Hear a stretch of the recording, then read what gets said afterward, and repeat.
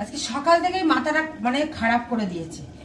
এক নম্বর কথা, টিফিন খেতে আসবে না তোমাদের দাদাভাই, তাহলে সেটা আমাকে কালকে আমার রাতে বলে বেশি ভালো লাগে, কারণ আমার ঘুম থেকে উঠে আমার কারোর সাথে কথা বলার সময় থাকে না, কাকে যে একটু ফোন করবো সেই সময়টা থাকে না, বাইরের কাজ, ঘরের কাজ, ছেলের স্কুলে, আবার ও খেতে আসে, এতটাই সবাই জানো যে মেয়েরা কতটা মানে একটার পর একটা কাজ করতে থেকে, তারপরে আবার এই ঠান্ডা, যে কাউকে ফোন করে জিজ্ঞাসা করবো যে কি গো খেতে আসবে, মাছ এসে সময় থাকে না, যা কথা হবে রাতে আগের দিন বলে রাখো এই রান্না করবে বা এই মাছ এনে, সবটা বলেই রাখি। হঠাৎ করে এখন সকাল 10:30টার সময় ফোন করে বলছে কি গো আমি না খেতে আসবো না, তাহলে কেমন মাথাটা গরম হয়। দেখো চাউমিন সেদ্ধ করে বাধ্য হয়ে তুলে রাখতে হলো।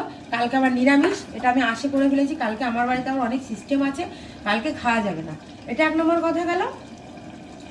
তারপরে তোমার আবার বলে কি মাছ টাছ কিছু আনতে পারবো না, তাহলে মেজাজটা কোথায় গিয়ে দাঁড়ায় এখানে। কালকে একবার ডিম খাওয়া হয়েছে, মা নিরামিষ খায়, বাবা ডিমটা খায়, কিন্তু প্রতিদিন তো বাবাকে এটা দেওয়া যায় না, শরীরটা খারাপ।